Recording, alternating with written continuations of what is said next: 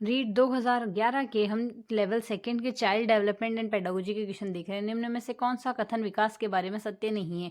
तो सत्य कथन देखें तो विकास अंतर क्रिया का फल है। विकास एक व्यक्तिगत प्रक्रिया और विकास एक व्यवस्थित श्रृंखला के अनुगामी है। बालकों की सोच अमूर्तता की अपेक्षा मूर्त अनुभवों व प्रत्ययों से होती है। यह अवस्था 7 से 12 वर्ष की है।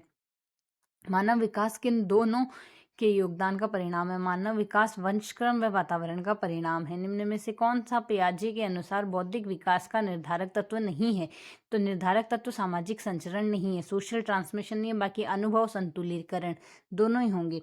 विशेष आवश्यकता वाले बच्चों को पढ़ाने के लिए निम्न में से कौन सी व्यूह रचना अधिक उपयुक्त है? सहकारी अधिगम तथा पीयर ट्यूटरिंग, सहपाठियों द्वारा अनुशिक्षण यहाँ से लाभदायक है। समस्या के अर्थ को जानने की योग्यता, वातावरणों के दोषों व कमियों, रिक्तियों के प्रति सजगता विशेषता है सृजनशील बालकों की। एक कॉलेज जाने वाली लड़की ने फर्श पर कोट फेंकने की आदत डाल ली है। लड़की की माँ उससे कहा कि कमरे से बाहर जाओ और कोट को खूंटी पर टांगो। लड़की अगली बार घर में प्रवेश करती, कोट को हाथ पर रखकर अलमारी की तरफ ले जाकर खूंटी पर टांग देती। यह उदाहरण श्रृंखलागत अधिगम का है।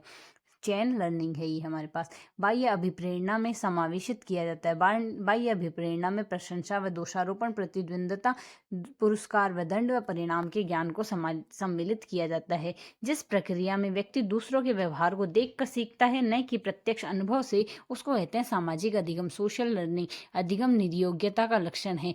अधिगम निर्योग्यता अवधान संबंधी बाधा या विकार से संबंधित है। अधिगम को प्रभावित करने वाले व्यक्तिगत कारक है परिपक्वता व आयु, मैच्योरिटी एंड एज। एक क्रिकेट खिलाड़ी अपनी गेंदबाजी के कौशल को विकसित कर लेता है, पर यह उसके बल्लेबाजी के कौशल को प्रभावित नहीं करता। इसे कहते हैं शून्य प्रशिक्षण अंतरण, जीरो ट्रांसफर ऑफ लर्निंग।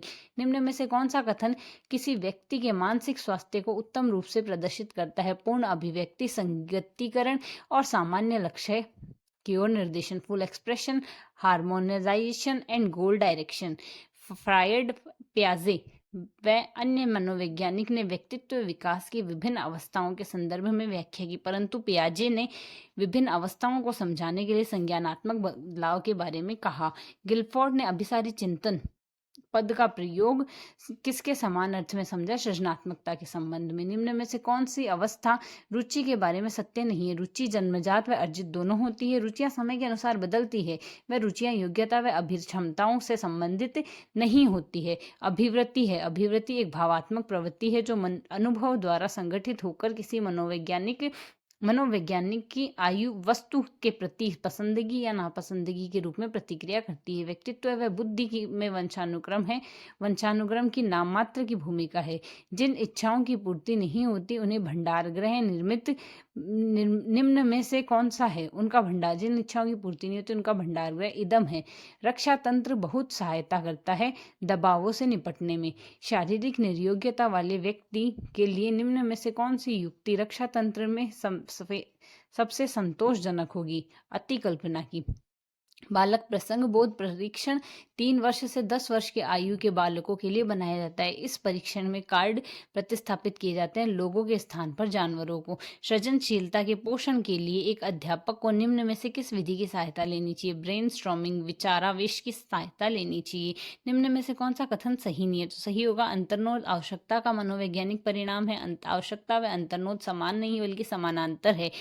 मूल प्रवृत्तियां आंतरिक जैविक बल है। मूल प्रवृत्तियां आंतरिक जैविक बल है। शिक्षा का अधिकार अधिनियम 2009 में एक अध्यापक के लिए न्यूनतम कार्य घंटे प्रति सप्ताह निर्धारित किए गए 45 घंटे। शिक्षा का अधिकार अधिनियम 2009 में एक अध्यापक को निम्न में से किस दायित्व को पूरा करना होगा?